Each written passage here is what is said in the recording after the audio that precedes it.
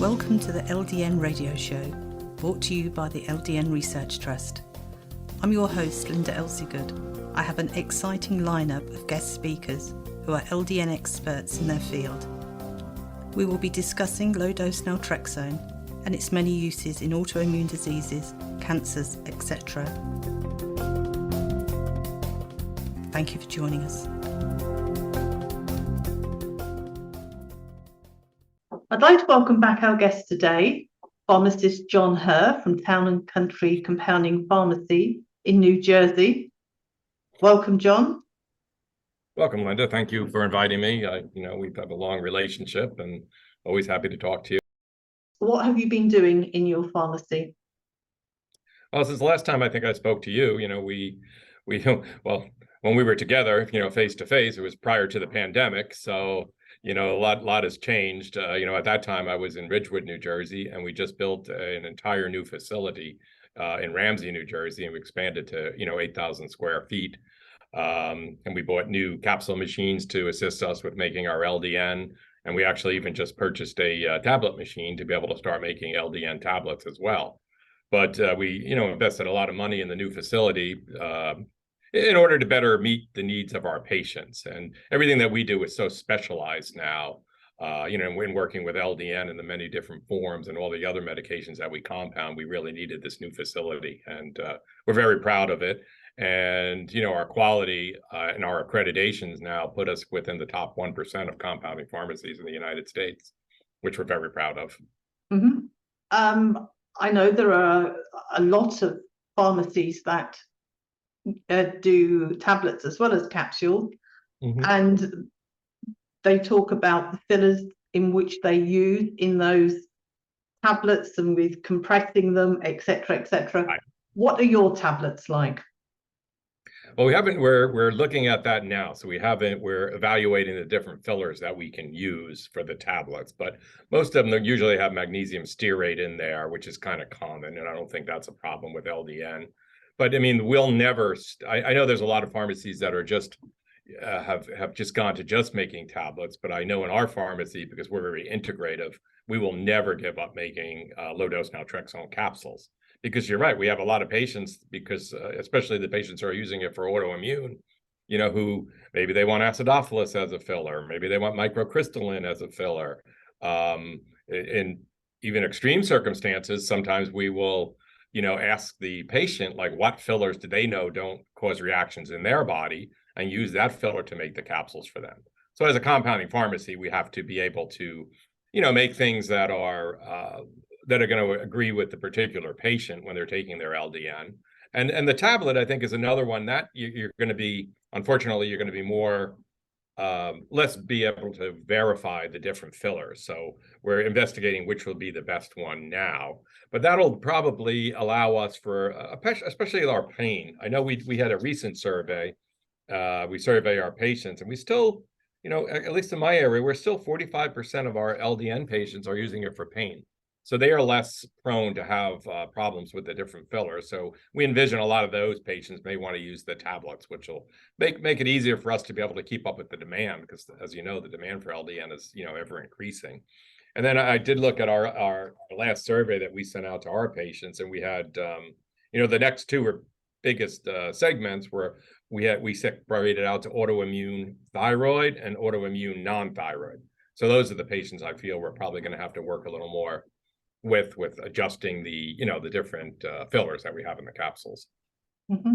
Are you sterile or just non-sterile pharmacy? Oh, no, we have a full sterile suite. And I think the reason we're up in the top 1%, we're one of the first pharmacies in New Jersey that is accredited for all of the different types of compounding. So in the US market, we have USP 795, which governs our non-sterile compounding, but then we also have USP 800. So certain drugs are now considered, hazardous, which we don't really consider hazardous, but the government now does, such as like progesterone we would give to a woman, estrogen replacement or testosterone replacement to a woman or a man. And a lot of our patients that are using these therapies are the patients that are also using LDN. So we put in the 800 suite. And then even in our sterile suite, we put in, actually we have a 5-room sterile suite now. So we have both hazardous and non-hazardous in there. Because I am starting to see more patients using the naltrexone in an ophthalmic form. So I know I just counseled a patient on that yesterday. So we're able to do the LDN ophthalmic drops also.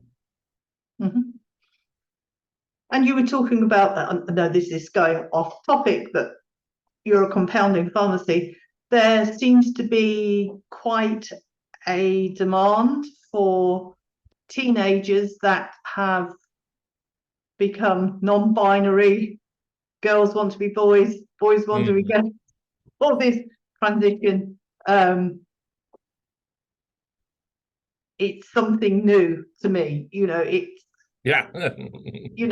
It wasn't a thing, was it, years ago? But no.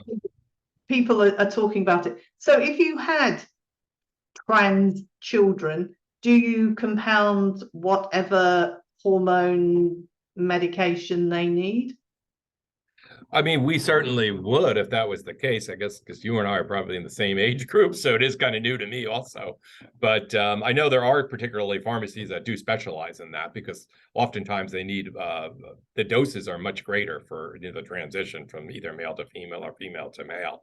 So it is something that we could, provide if it was necessary, but I just haven't had I haven't had a lot of requests up to this point. Okay. Well, that's interesting. So, and we're also interesting that we're doing more, like, I know I was just teaching my staff, we have to do, we're getting more requests to have naltrexone topically. So pretty much, for treating pain. And I always had to teach my staff that, the whole idea with autoimmune, as you know, Linda, is the quick association and disassociation from the receptor site that seems to help low dose naltrexone work in autoimmune diseases and even in pain. But when it's used topically, it has a much longer, mechanism of action or effect. So topically, particularly because we sometimes get this request in children, it's not a great way if it's an autoimmune disease or something, or for example, autism, to use the LDN topically. But if it's a localized pain, the LDN cream, we've been getting very good results with, positive feedback from our patients that are using it that way. Mm-hmm. Do you make LDN eye drops? Yes, that's what I just said. We're starting to get more requests for LDN eye drops. We've always listed it as available on our website, but I just counseled a patient who was using that yesterday, and they were using it for, they just had like a chronic dry eye. So the idea was to try to help with having their own, as opposed to using a harsh chemical for dry eyes that we see commonly used. It's trying to correct the body to, allow reproduction of tears. And especially that's where I see a lot of our, patients that utilize our bioidentical hormone replacement, because they're more integrative in their approach, and they're just trying to, fix and adjust in the body what's going on. So that's where I'm seeing the use of the LDN eye drops pick up as well. I've got chronic dry eye. It all kicked off just before COVID, and I couldn't get to see anybody. And by the time I saw not optometrist or eye specialist, anyway, my eyes are so dry that they don't create tears, and I was scratching my eye every time I blinked. So it was like sandpaper. Took a long time, but I can't get LDN eye drops here because cost prohibitive. So my question is, are your eye drops vastly more expensive than, say, capsules, or what your tablets will be? They're going to be a little more expensive, but you're comparing an apple to an orange. But it's, I feel it's within a reasonable price range. It's probably around $100 US for the eye drops. Prior to this, we would have to, because we are an integrative pharmacy, we use what we call autologous serum eye drops. And a lot of patients with chronic dry eyes use that. But in that case, the patient has to go get their blood drawn. They take the whole blood and they spin it down, and then we pick up the serum, and then we prepare that, we compound that into an eye drop. So it's the same kind of idea. It's like you're using the patient's own syrup to help with the chronic dry eye. but that tends to be very expensive because they have the cost of having to go to, a lab where they can get their blood drawn. They have to pay for that. And then, just all the, because you're dealing with blood, it's a lot more difficult as the pharmacy to work with that. And we do a lot of that. So my hope is that as more and more patients learn about the use of LDN, maybe some of those patients could use this because it's a lot easier because we're not depending on getting that patient's own serum. Now, the autologous serum does work very well, and we've actually just contracted, National Institute of Health in the United States has just contracted with my pharmacy to prepare autologous serum eye drops, for their patients. And again, we'll try to mention the low dose naltrexone to them. Mm-hmm. Nasal spray. Do you do that in your sterile or your non-sterile part of your pharmacy? Nasal spray could be done in the non-sterile, as we call it in the United States, 795 lab, because it's, an eye drop has to be sterile. A nasal drop or a nasal spray does not have to be sterile. So that could be any compounding pharmacy. Well, I always recommend that you go to an accredited compounding pharmacy, but any compounding pharmacy would be able to compound the naltrexone into a nasal. Mm-hmm. Have your patients had good success with LDN nasal spray? I haven't seen it used that frequently yet. I just think we probably don't have like a champion around here, ENT doctor who's kind of, picked up on it. But you would think, again, because we see so many people with, chronic inflammation in the sinuses due to allergies or just, deviated septum, other conditions that, it should help with that inflammation. But unfortunately, we just don't have somebody who's really, jumped on the bandwagon and identified that. But I would like to try to promote that more. Mm-hmm. And there are quite a few dentists now that use LDN as well, which is quite interesting. So you've got the eye drops, you've got the capsules, tablets, nasal spray. So do you do the chokies and the gummy bears, topical cream as well? I know you do. Yeah, we do the troches. The cream, like as I mentioned, is I think, in my opinion, the cream is better for, treating localized pain. Somebody who has more systemic pain, I usually suggest that they use a capsule or a tablet. But a dosage form for a child, for example, would be a good dosage form would be using like a troche, that they could put in their mouth that's flavored, so they don't have to swallow the pill. So that's where I think it's helpful for kids that way. And again, we can do a very small troche that they can just put under the tongue, and it's flavored. And thank goodness, like LDN is not very it's not really bitter when the patients take it, so it's not difficult to give it to the children that way. Well, in pain management, our LDN patients, we have a lot who use ketamine in conjunction with low dose naltrexone for chronic pain, and that is very bitter. A lot of instances we do that in a troche, but the LDN, I think, in a troche form for a child is a very effective dose and easy for the parents to administer. Mm-hmm. Does that make them sublingual if you're putting it under the tongue, or is the formula different for sublingual?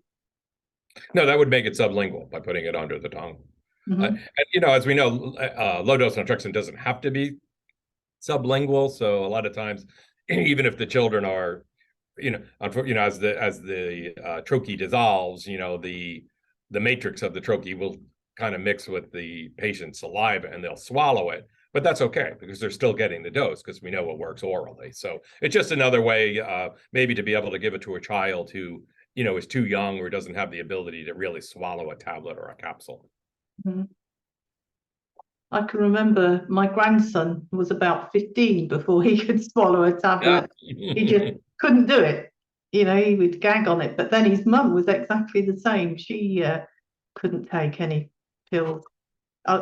When they had a fever, I was using so many bottles of the, like we call it paracetamol, Right.